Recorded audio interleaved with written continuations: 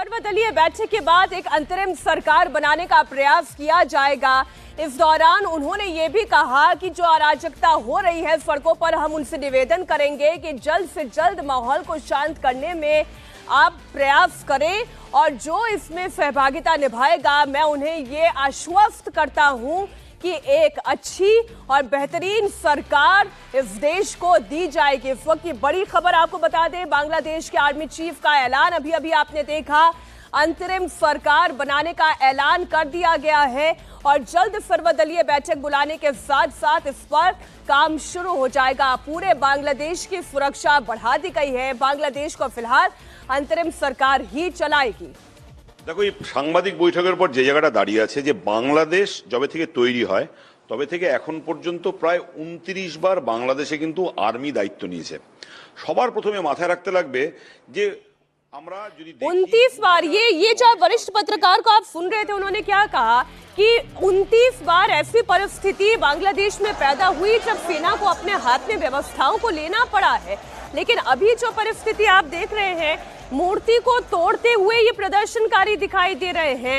प्रधानमंत्री आवास में जाके प्रदर्शनकारियों का दाखिल हो जाना, ये एक तरीके का अराजकता का माहौल है और इसी को शांत करने के लिए बांग्लादेश के आर्मी चीफ ने यह भी ऐलान किया कि हम गुजारिश करेंगे कि माहौल शांत करने की कोशिश करें और जितनी जल्दी ये माहौल शांत होगा उतनी व्यवस्थित सरकार, उतनी व्यवस्थित प्रशासन वो बांग्लादेश को दे पाएंगे। तस्वीरें इस वक्त आपके सामने हैं।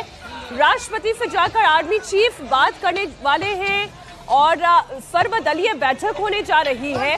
फिलहाल के लिए जब तक नई सरकार का गठन नहीं हो जाता, अंतरिम सरकार व्यवस्थाओं को संभालेगी। ये तस्वीरें इस वक्त आपके सामने, आगजनी की तस्वीरें, मूर्ति को तोड़ने का प्रयास, ऐसी जा रही बहुत सारी। और ये देखिए आगजनी की तस्वीरें, धुआं उठता हुआ दिखाई दे रहा है। अब अंतरिम सरकार अगर काम करना शुरू कर देगी तो हो सकता है ये माहौल शांत कर लिया जाए, लेकिन इसके पीछे राजनीति कितनी। अब देखिए यह हंगामा कहां से शुरू हुआ। बांग्लादेश में सरकारी नौकरियों में 56% आरक्षण दिया जाता है। इन 56% आरक्षण में से 30% हिस्सा तो केवल उन लोगों का है जिन्होंने मुक्ति संग्राम में भाग लिया, जिन्होंने बांग्लादेश की मुक्ति के लिए अपना योगदान दिया। उनके परिवार वालों को ये आरक्षण प्राप्त है सरकारी नौकरियों में।